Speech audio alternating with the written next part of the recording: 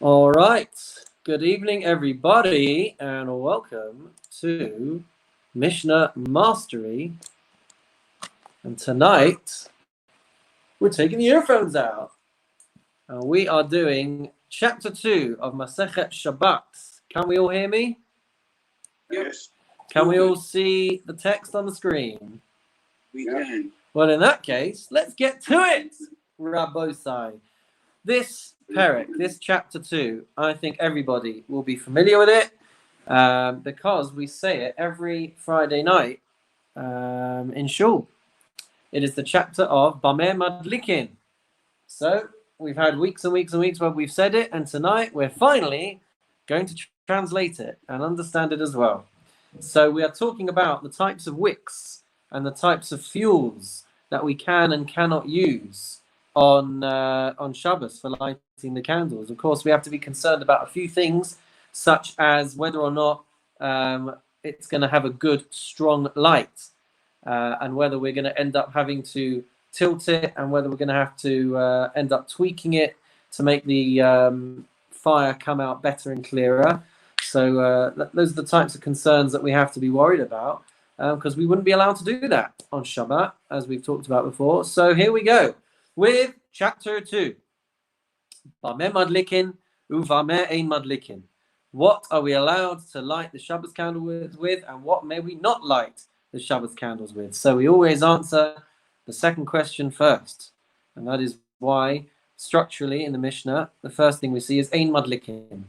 We always answer the second question first. Says the Mishnah, ein madlikin lo belechesh. We do not light with lechesh. Lechesh is a fiber found in the bark of a cedar tree. Velo b'chosen. So first of all, by the way, we're talking about the wicks, not the oils. So we don't.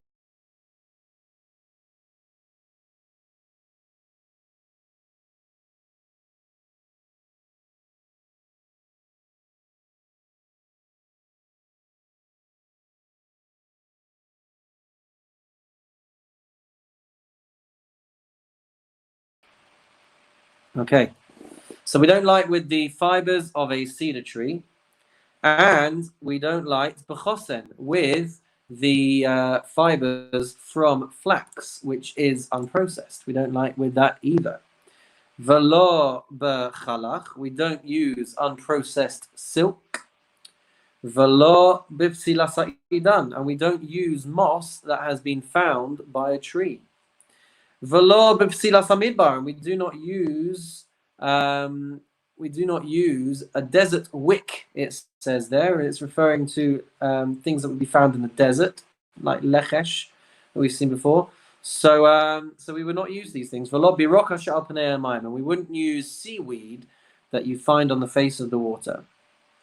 Okay, those are the fibers that we should not use for that. Velo b'zeves.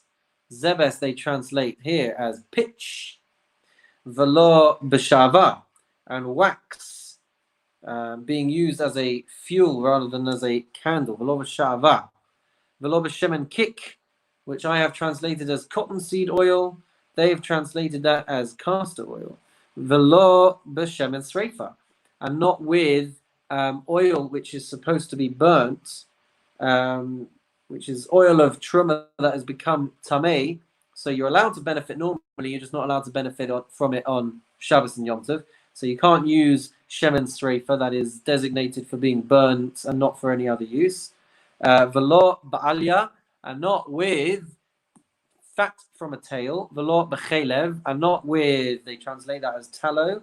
If that means something to you guys, then great. But it's some kind of fat. And Nachum Amadi says, Madlikin b'chelev mevushal. It depends. If it is mevushal, if it is, they translate it as melted tallow, if it's been cooked up, then you would be allowed to use it. Whether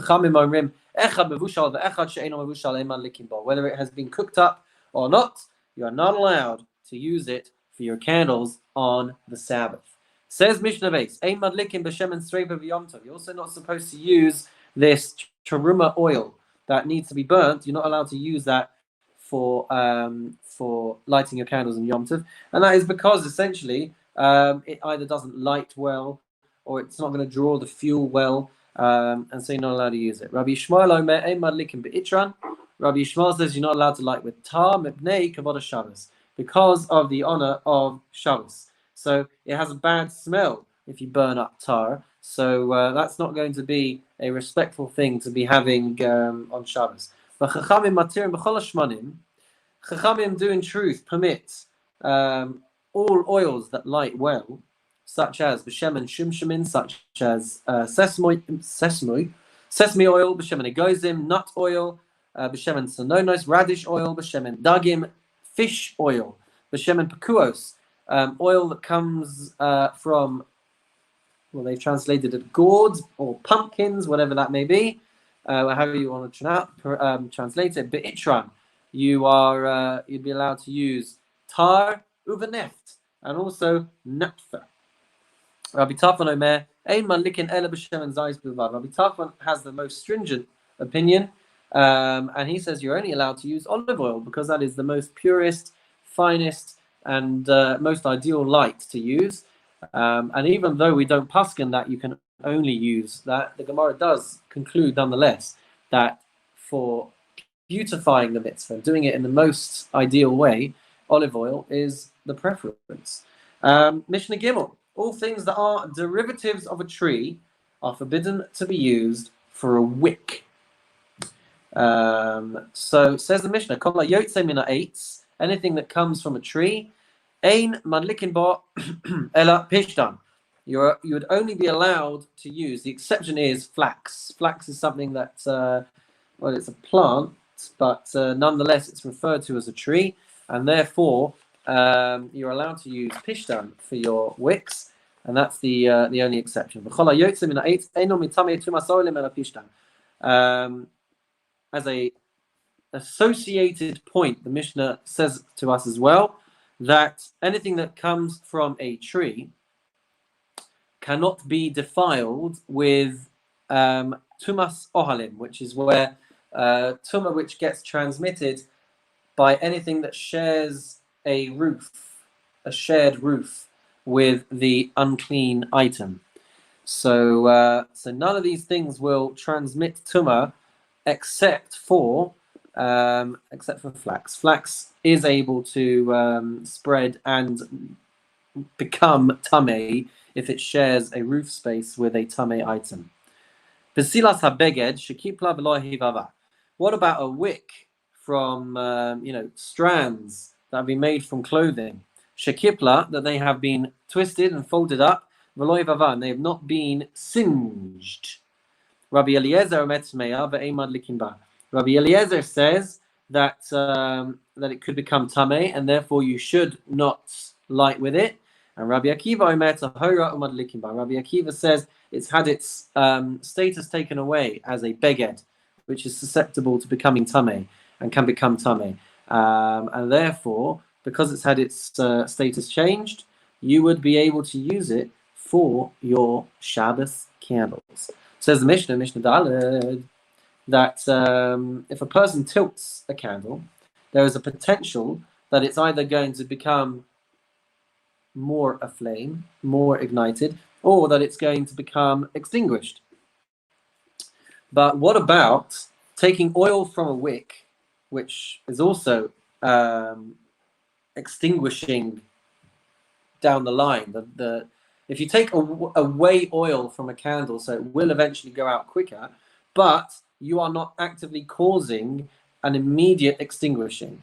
So that's the background to this Mishnah. Lo yikov adam shefaferes shel beitza v'malena shemen v'nena al pi haner b'shvil shtei min hatefes.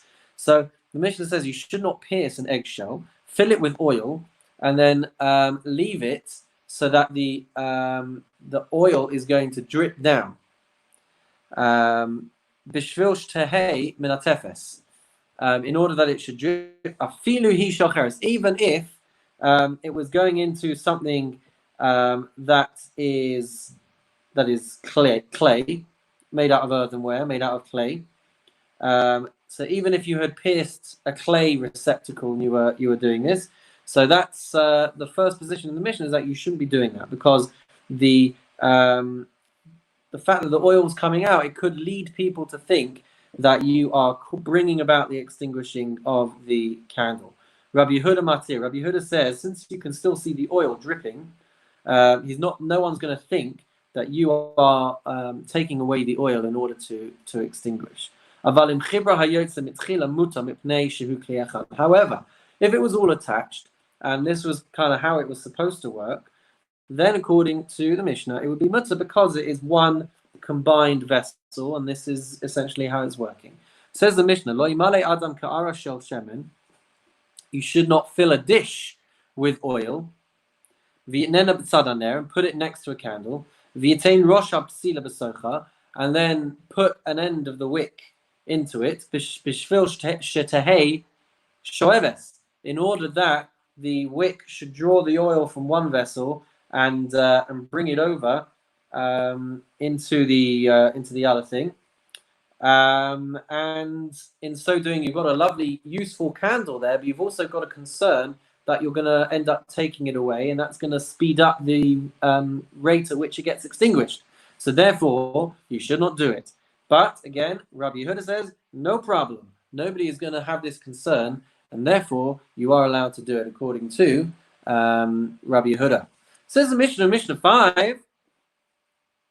So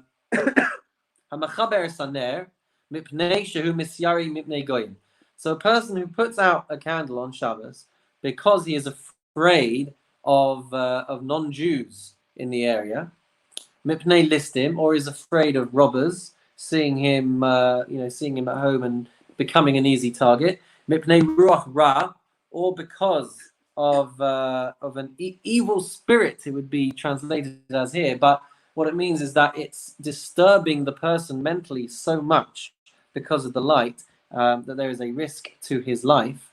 So that's what we mean when we say ruach ra. Ve'im b'shvil hachole sheyishan, and also if you are doing it because there is a sick person who is needing to sleep and needs the light out. So if you were to extinguish the candle for any of those reasons, says the Mishnah, patur. Doesn't say that it's completely forbidden. It actually says that if you do it, you're not going to be chayav for doing this on Shabbos. It's you're not meant to do it, but you would at least be exempt from any punishment were you to do it. However, says the Mishnah, if you're doing it because you want to preserve the candle for future use, or you want to be able to preserve the oil for future use, or you want to preserve the wick for future use, says the Mishnah, chayav. You are not allowed to do it. Rabbi Yossi Poter b'chulan chutz min apsila mipnei shehu oseh pecham. Rabbi Yossi holds that you would be exempt from any punishment for all of these things unless you were trying to save the wick. And the reason why you would be chayav for the wick is mipnei shehu oseh pecham, is because it actually improves it. He makes charcoal with it, and that makes it in an improved state for future use. The crux of the machlokes over here is whether you are allowed to do a malacha on Shabbos, where the purpose of the malacha is not because you want to do the malacha, but it's for another purpose. So you're doing something that you're not supposed to do on Shabbos, but you're not doing it for the reason that you would normally think that a person would do it. I hope that kind of makes sense. But broadly speaking, there is a dispute between Rabbi Shimon and Rabbi Yehuda as to whether you're allowed to do that. According to Rabbi Yehuda, you're not allowed to do that. According to Rabbi Shimon, you are allowed to do that, which is why you have the discrepancies that you see in the Mishnah. So that is the crux of the machlokes. But according to Rabbi Yossi, who has a very lenient opinion, like Rabbi Shimon does, he would nonetheless be bothered with trying to preserve the wick, because the wick, you're going to end up improving it, you're going to end up giving it a better future usage, and therefore it would not be allowed, according to Rabbi Yossi says Mishnah Vav, 3 mitzvahs given primarily to women. And yet we see quite a harsh ruling from the Mishnah over here. There are 3 averas that could, God forbid, bring about a woman dying during childbirth. If they were not careful with the laws of nida, uvachala, or they were not careful with the laws of chala, uvahadlaka saner, and they were not careful with lighting candles. Essentially, it's not necessarily telling us that women are going to die at childbirth if they don't do these things, but one has to appreciate the level of danger that a woman is in when she is in a hospital about to give birth. So it's a huge time of sakana, of danger to her life, and so it's a huge opportunity for the Satan to try and barter his way through into justifying why he should be allowed to mess, God forbid, with a woman at this dangerous time. And so that is the background to these things. These are important mitzvahs for women to take seriously. And so that's why they are mentioned here. And so these are the things that, God forbid, the Satan is looking out for when trying to push their case for interfering and messing around with a woman at a heightened time of danger in her life. Says Mishnah Zayin, Shloisha Devarim Sarich Adam Loma B'Sach Beisa Erev Shabbos Im Chashecha. There are 3 things, continuing on with this theme of 3. There are 3 things that a person should say when they come into their house on the eve of Shabbos, just before night. They should ask the following questions. They should make sure these things are checked and dealt with before Shabbos starts. Isartem Eravtem Hidliku Es Haner. Have you made sure to separate the tithes as we need them? Right? If they wanted to eat fruit, for example, on Shabbos, they would have had to make sure that everything was appropriately separated. Otherwise, it would be a problem on Shabbos. They wouldn't necessarily be able to eat it. So make sure you've got food to eat. Make sure that the tithes have been taken. And that way you can go into Shabbos knowing that your food is safe. The next question is, Eravtem, have you made sure that our Eruv, that our Eruvim are set up? Have we got an Eruv Chatzeres set up so that we can transfer between our houses and the courtyard and the alleyway and all these kinds of things? Need to make sure that the Eruv is still intact and still in place, and that's why, of course, we have people that go around before Shabbos to make sure that our Eruv in Bushi is still intact as well. And the third question is, Hidliku Es Haner, have you made sure that you are ready to be able to light the Shabbos candles? Says the Mishnah, Safek Chashecha, Safek Eina Chashecha, Ein Ma'asrin Es Avadai. If you have now reached twilight, right? You're not sure if it's nighttime, you're not sure if it's still considered daytime, so then we have a ruling. Ein Ma'asrin Es Avadai. You're not allowed to tithe anything which definitely needed to be tithed. Vein Matbilin Es Hakelim. You're not allowed to take vessels to the mikvah that would have needed to have been purified before Shabbos. Vein Madlikin Es Haneres. And you shouldn't light your candles. Aval Ma'asrin Es Adamai. But you are allowed to tithe produce, which we've talked about Demai before. It has this uncertain status. Depending on whether or not you could trust the purveyors of this produce, right? Some people are more trustworthy than others, but if it was this unsure status of produce, you would be allowed to tithe those, because chances are they had already been tithed. Uma Arvin, and you can make sure your Eruv is set up. And you can also insulate your food. We'll come to that again. We'll revisit Hatmana, insulating food, in chapter 4. So you're allowed to bury something or wrap things, your hot food, in order to preserve the heat. You're not allowed to do it to increase the heat, but you're allowed to do it in something that's going to maintain and preserve the heat during this time period on the Sabbath. Mazel tov on completing chapter 2. And now we move on to chapter 3, which is a fun one. All right, so we're still talking, it's still not Shabbos over here. We're still talking about a lot of things that you have to make sure are dealt with before Shabbos. And in chapter 3, we're talking about whether or not you're able to leave pots of food on the fire, or whether you're going to end up violating the malacha of bishul. We're not allowed to cook on Shabbos, but as we know, we are able to have things in place before Shabbos that allow food to be heated or to be kept hot or to be warmed through, whatever the case may be. So that's what we're going to be starting with over here. So the primary concern is with regards to putting food onto heat sources and returning food to heat sources. And we're going to see there's a lot of talk about stoking coals. There's a big concern whether we are going to be tempted to ensure that the heat source is kept in a good state.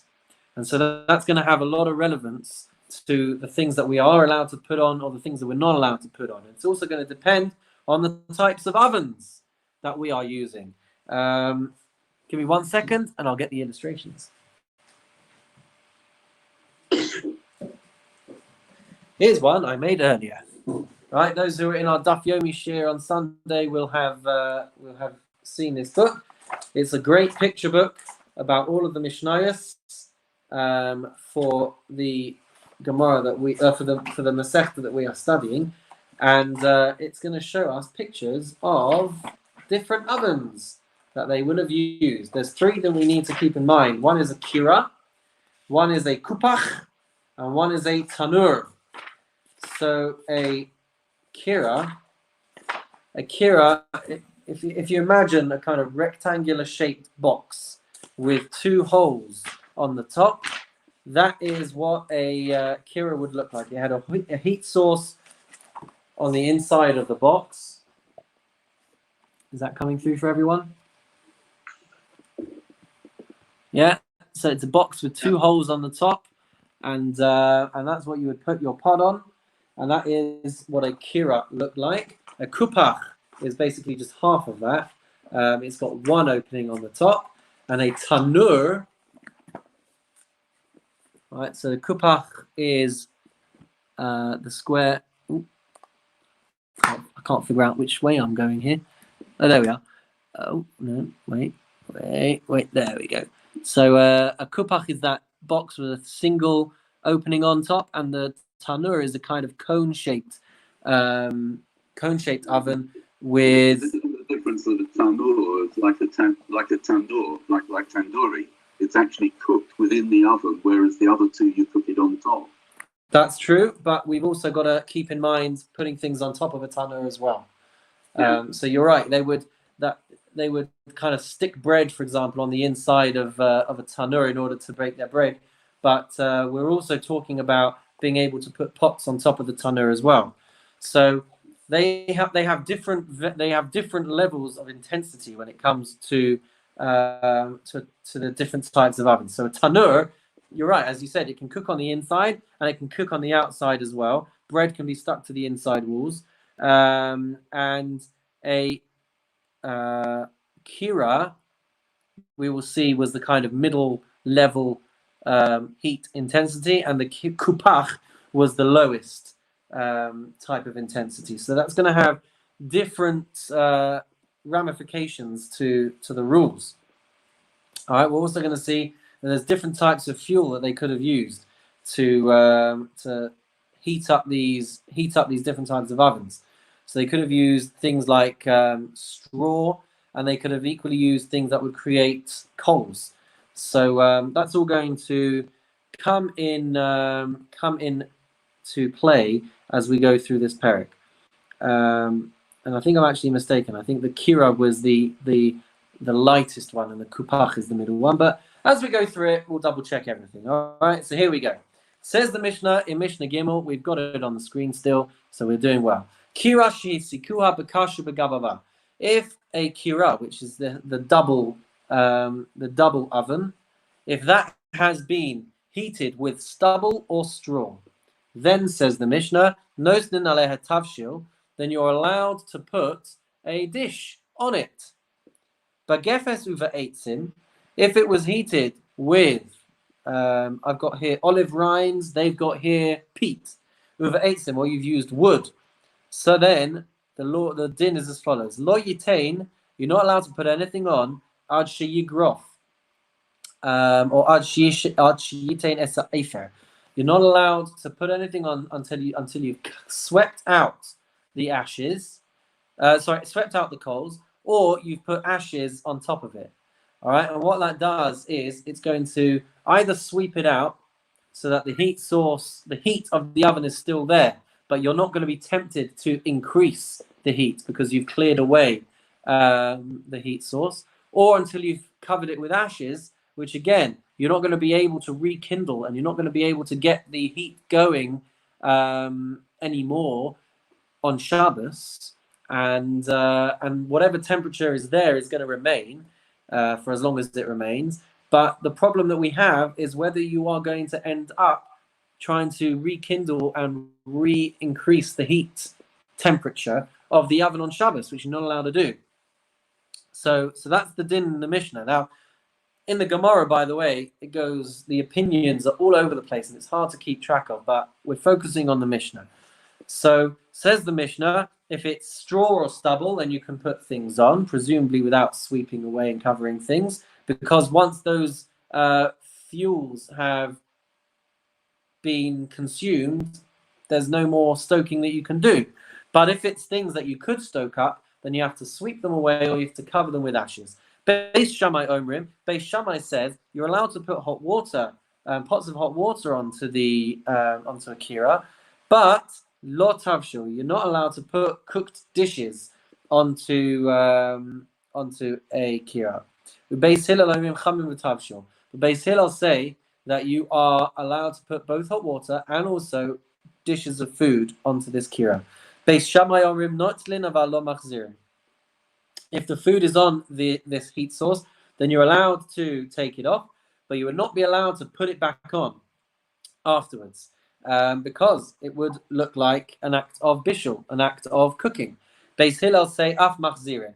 Beis Hillel say you are allowed to put things back onto a kira. There are conditions, such as you have to have had in mind that you're going to do it, and possibly you have to be holding it the entire time. That's all fleshed out in the Gemara, but for the sake of intensive purposes of the Mishnah, that's how the Mishnah presents itself. If you want to investigate it more, take a look at the Gemara. Says Mishnah base. Tanur. So now we move on to a tanur. If a tanur has been heated with straw and with stubble, lo yitain bein mitocha bein me'al gabav. So you're not allowed to put it on top, and you're not allowed to put it inside either. And that's because the tanur is a much hotter type of heat source. So by the way, if you're not allowed to put it on straw or stubble, you definitely wouldn't be able to put it if it had been heated with gefes and eitzim, with olive rinds or with peat and with wood. So a kupach that had been heated with straw or stubble, that is going to have the status of a kira. So what we said earlier in the beginning of the first Mishnah, that would have the same din that would apply for a kupach. And begefes uve'etzim, but with regards to peat or with wood, hare huka tanur, then it has a status of a tanur. So it is kind of like bridged in the middle over there. It has a status like one and a status like the other, depending on what you've used. Says Mishnah Gimel.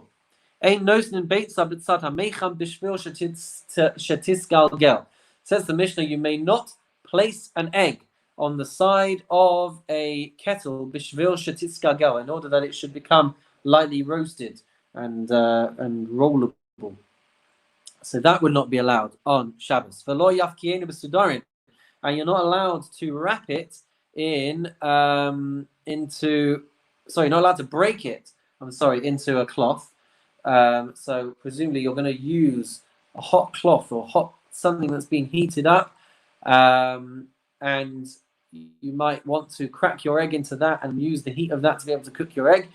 So even though that's not a direct heat source, says the Mishnah, you would not be allowed to use a hot cloth to be able to cook your egg. But interestingly, Rabbi Yossi matir. Rabbi Yossi would permit it because there's a machlokes. Anything that is a derivative of a heat source, it's not a heat source directly. It's not being fueled by fire. So there's a machlokes as to whether or not you can put things on top of it or not. And there are some lenient opinions, and there are some stricter opinions. Says the Mishnah, "V'lo minena b'chol." You are not allowed to insulate things using sand, uva'avak drachim b'shvil shetitzaleh, or with dust, in order that it should be roasted. And that's because these things are incredibly effective insulators, and they increase the heat. And so you would not be allowed to use things that are absorbing sunlight to generate their heat, according to the position in the Mishnah. Says Mishnah Daled. We have a story about the people of Tiberia who did the following thing. They channeled a pipe with cold water, and they channeled it through a pool of very hot water. Tiberias was famous for its naturally heated springs. So the sun would heat these springs. They're very hot. So it's not a fire source. It's a source that has been heated by the sun. And they were merely channeling a pipe through that hot water in order to warm the pipe and the water that was traveling within. Amru lahem chachamim. The chachamim said to them, Im Shabbos, if you've done this on Shabbos, kachamin shehu chamu b'Shabbos, then it is like hot water that has been heated up on Shabbos. Asurim b'chitzo v'shtia, and it would be forbidden to use for washing anything or any part of you, and for drinking. You would not be allowed to use this. B'Yom Tov, if it was Yom Tov though, kachamin shehu chamu b'Yom Tov, it would be like hot water that's been heated up on Yom Tov. Asurim b'chitzo, you wouldn't be allowed to use it for washing. But mutarim b'shtia, but you would, because on Yom Tov we're allowed to cook things. We're allowed to heat things up for eating and drinking, and so those things you would be allowed to drink if it had been heated up in this way on Yom Tov. Says the Mishnah, mulyar hagaruf. So mulyar. Let's see if we've got a nice picture of a mulyar. It's a great word, a mulyar. A mulyar would be again, I can't. There it is. Would be best described as one of those. That is how the picture depicts a mulyar. It's kind of like you've got heat coming up around the sides, and what you're trying to do is have a pot that's going into that. So mulyar hagaruf. If it had the coals that had been removed or pushed to the side, and then you are putting the pot into that heat source, then the water that gets heated up, you would be allowed to use that water on Shabbos. Antichi, whereas Nantichi, what is Nantichi? Good question. Oh, and Antichi was the other one. Okay, so my apologies. So the mulyar has got its where's my hand? Its ashes. The coals on the side, which is heating up the whole thing, and an Antichi has the coals and the heat source underneath, and then the contents of the pot are on top of that. So that's the difference between a mulyar and an Antichi. So with an Antichi, where the heat source is at the bottom, it's going to stay hot even when the coals have been removed. So the Mishnah says, "Afal pisha grufa," even though the heat has been taken away from the bottom, ein shosin memena, because it's so hot, it is still a source of insulation that is going to increase the heat. So in the first one, it's going to preserve the heat, which is fine. And in the second one, it's going to increase the heat, which is a problem. So that's the difference between a muliar and an antichi. Obviously, this has ramifications for things like hot plates and crock pots and all these different types of things that we use to warm up things. So in all of these instances, best to consult either your local halachic authority or at the very least your local book of the laws of Shabbos. Says the Mishnah in Mishnah Hey, Hamecham Shepinahu. So over here we're talking about the concept of a Kli Rishon. What's a Kli Rishon? A Kli Rishon is a pot that contains food or water, whatever it might be, and it is directly connected to the heat source.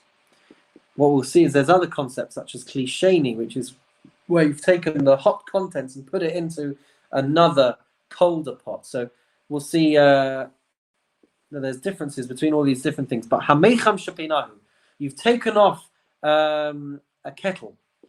So that is now a Kli Rishon. It's still got its hot contents and it is hot as well. Lo yitain letochot sonen b'shvil she'echami. You're not allowed to put cold water into the contents of the kettle in order to heat up that water. Aval nosenhu letocho or letocha kos kadei lahafshiran. But you are allowed to pour water into but one may pour the water into a Kli Rishon, into a kettle that's been taken off, or letocha kos, or you're allowed to put it into a cup kadei lahafshiran in order that it cools down. Ha'ilpas, a frying pan. Does it translate it as translate it as a pan? V'hakdeira, and a pot. Sheheviran murtachin, that they've been taken off and the contents are boiling. Lo yiten letochan tavlin. You're not allowed to put spices into it because that's going to cook up the spices, which is a problem on Shabbos. Aval nosen hu letocha ka'ara or letocha tamchui. But you are allowed to put spices into a dish or into a tamchui, which it translates there as a tureen, some kind of serving dish. So because those items would be a Kli Sheni, so it's not going to cook the spices in the same way that it could if it was in a Kli Rishon. Rabbi Yehuda Omer, la kol hu nosen. A Kli Rishon is not going to cook spices according to Rabbi Yehuda, chutz midavar sheyesh bo chomeh v'tzir, unless it is going to be mixing with something that is very sharp, which would help improve, and it would help enhance, it would help speed up a cooking process. So Rabbi Yehuda says that as long as you're not putting it into something like vinegar or brine, which would react with the heat to actually cook up the spices, according to Rabbi Yehuda, he would say that it would be okay. Says Mishnah Vav,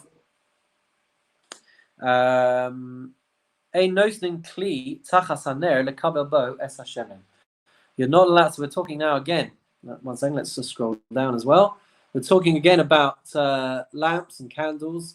So says the Mishnah, you're not allowed to put a kli under a candle, in order that any oil that drips out should pour onto it. But if you were to do this before Shabbos, then it would be okay. The problem that we have over here is that the oil that comes out of a candle is going to be muktzah. And so if you put a plate, or whatever it is, let's call it a plate, underneath this candle to catch the oil, then what you're now doing is saying that this plate is going to be completely useless to me on Shabbos. And you're not allowed to do that because we're not supposed to create items of muktzah on Shabbos. But if you have prepared it beforehand, that's a different story. So if you prepared a plate to be muktzah, to catch the dripping oil, then that would be okay. Says the Mishnah, and you would not be allowed to benefit from it because it had not been prepared before Shabbos. Says the Mishnah, aval lo yashan. You would be allowed to handle a new lamp which could be used as a candle, but has not yet been used or designated as a candle. So you can actually move that around on Shabbos. It's not going to be muktzah, aval lo yasham. But if it has been used, then it's going to become muktzah, and you're not going to be able to use that. Rabbi Shimon says, kol haneiros metaltalin, you're allowed to move any type of lamp, chutz min haner hadolek b'Shabbos, except for candles that are alight on Shabbos, because once they're lit, then they are going to be muktzah. But if they're not alight, then you would be allowed to move them. Says the Mishnah, you're allowed to put a plate underneath a candle to be able to catch the sparks. And the reason why you're allowed to do that, but you're not allowed to do that with oil, is because there's not actually any substance to a spark. So once it kind of sparks out, it doesn't leave any residue, it doesn't leave anything there that would make the plate muktzah.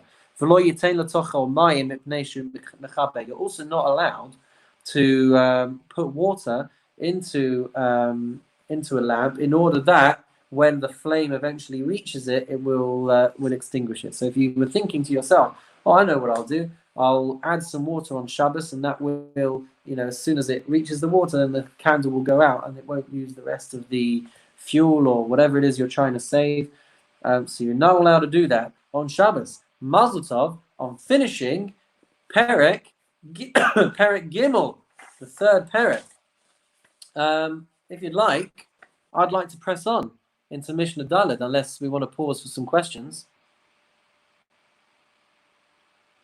No one's been chiming in yet, so is anyone still there? What's the difference between moving a new lamp and an old lamp?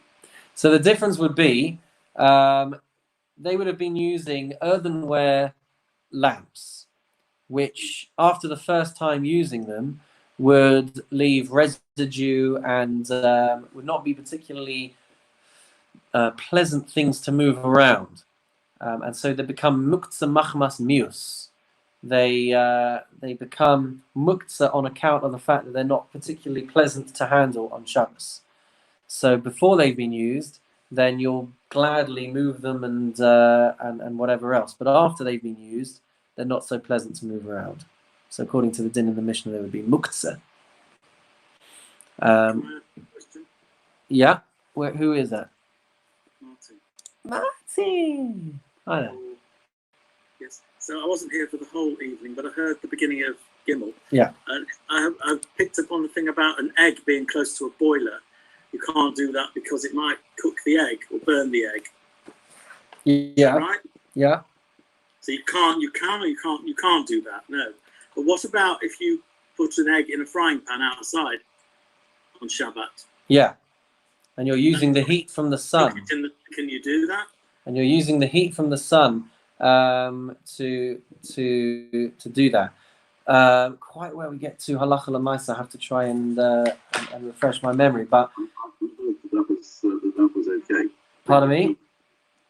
I heard that an egg that is cooked by the sun is okay. So that's why I'm tempted to say whether we do that, whether we recommend these things nowadays as courses of practice.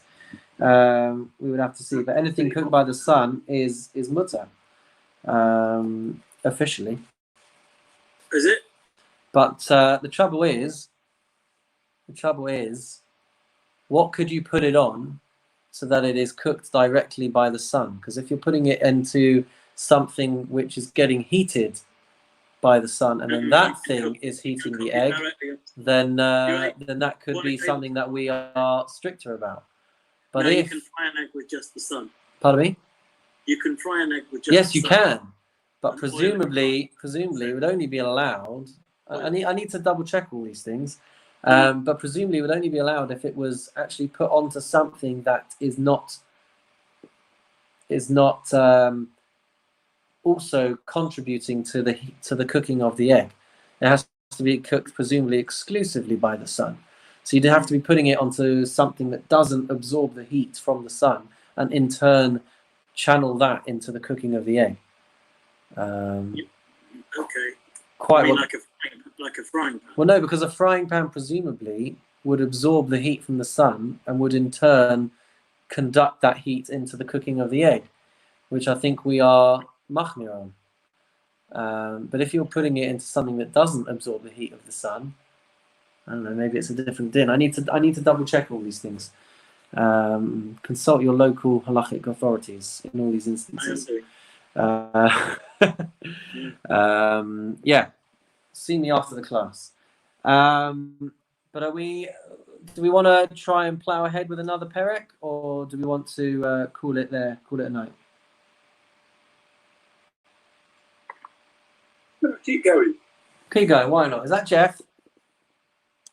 Yeah, I'm here. Yeah, you want your hours worth. That's the thing. You've come in Exactly. late, so I'm still going till 10 o'clock. yeah, exactly. I hope the rest of the concert went well.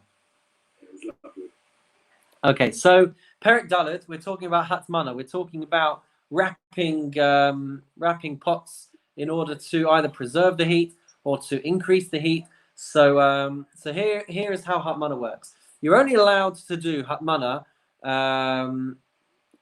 before Shabbos, because if you do it on Shabbos, then you may come to cook things and heat them up on Shabbos, and therefore the rabbi said, so that we don't come close to doing that, then what we should try to do is to heat our food before Shabbos, and in so doing we make sure not to cook anything on Shabbos. So we're allowed to bury things in anything that's going to preserve heat, but we're not allowed to bury things or insulate things in anything that's going to generate heat. That's the difference between davar hamosiv hevel, something that increases the heat, and the davar she'eino mosiv hevel, and something that doesn't increase the heat.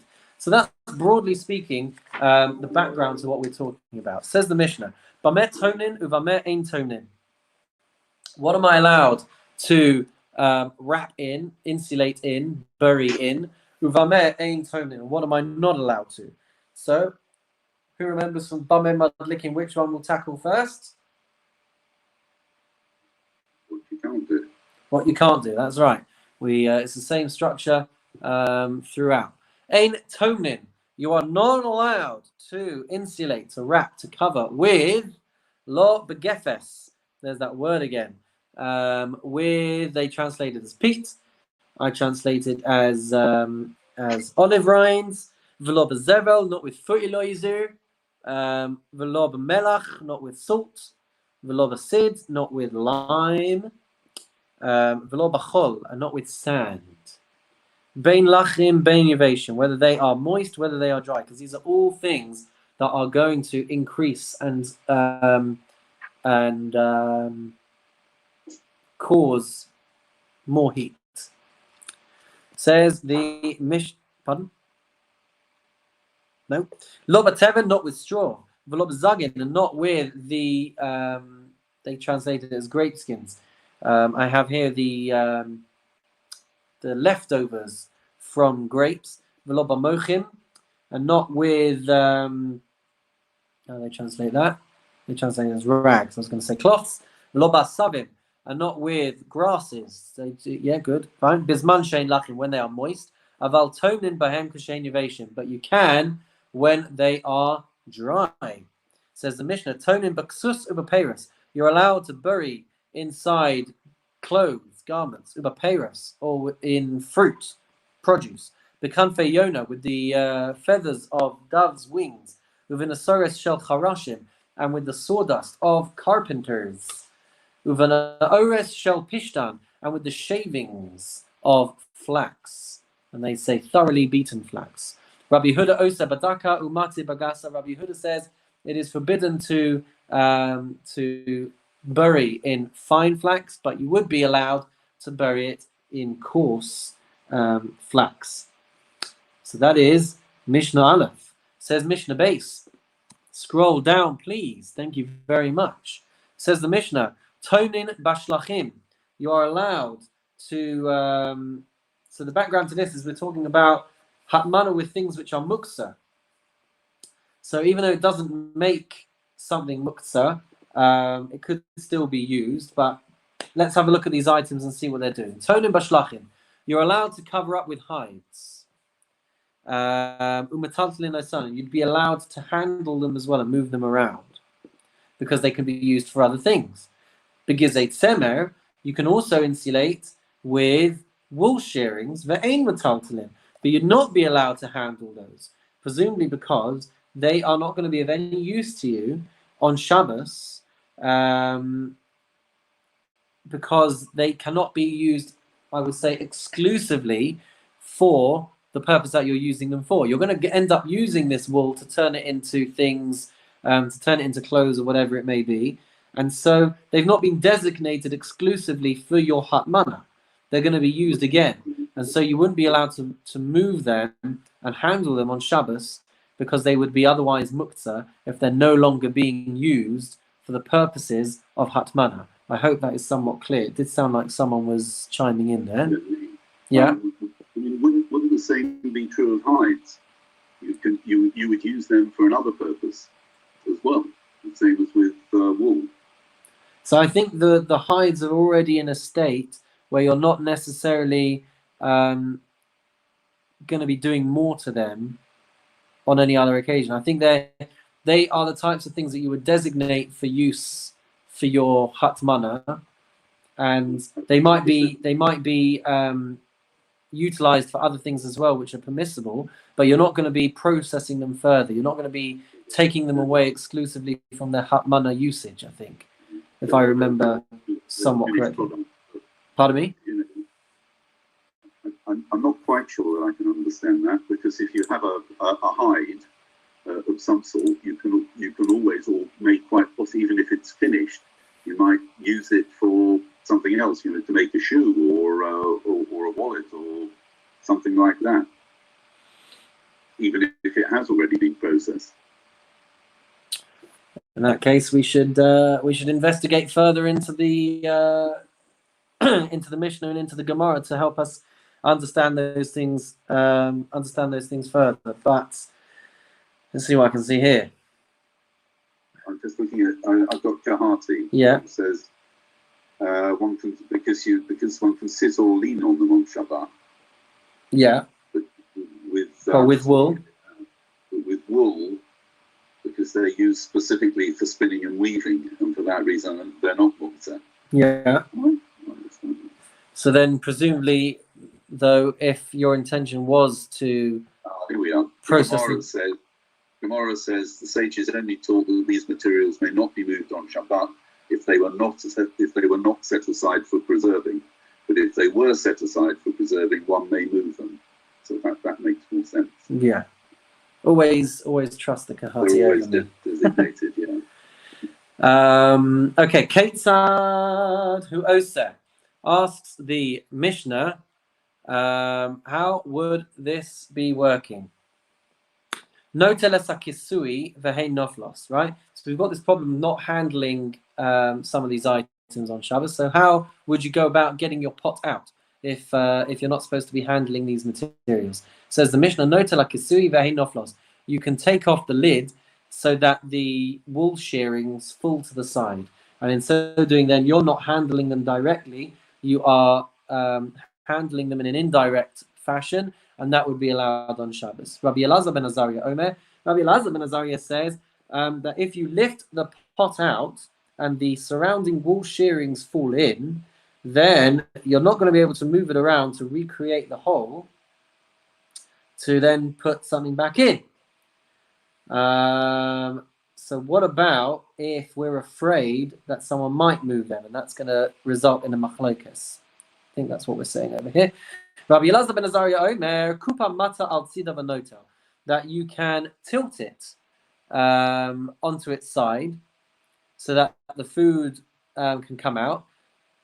Shema yitov ve'eni yachol hachzir. In order that, you tilt it onto the side so that you can get the food out. Because if you take the pot out, then you might not be able to get it back in afterwards. The Chachamim omrim no telu machzir, but the Chachamim are more lenient. They say you can take out the pot and you'll be able to replace it as well. Lo kisahu miba'od yom, says the Mishnah, you should not cover it while it is still day. Lo yichasenu mishetechshach, and you should not cover it when it is Shabbos, when Shabbos has come in. Kisov niskale, however, if you had covered it and then it became uncovered, says the Mishnah, mutalach sosa, then you would be allowed to recover it. Memale esakiton, You're allowed to fill a jug with cold water, v'nosin l'toch hakar or tochas hakeses, and you're allowed to put it underneath a pillow, or you're allowed to put it underneath a cushion. And the reason why you're allowed to do this is because you're not doing it to increase the heat. You're not even doing it to preserve the heat. You're actually trying to keep it cool. And so, as we see in the Mishnah, as we flesh out in the Gemara, which we did on Sunday, for those of you who are in the Daf Yomi Yishir, you are allowed to insulate things to keep them cool. So, Mazel Tov on completing Perek Daled of Maseches Shabbos. We are 1 week ahead of ourselves. Mark, how do you feel about that? You must be happy, if you're still there. He's No, not. that is a happy face. Mark should be a happy camper, but we can't hear you. That is a very happy face. So there we go. That concludes the Mishnah Mark, you were just for asked this a question. evening. And let's end the broadcast. See you next time.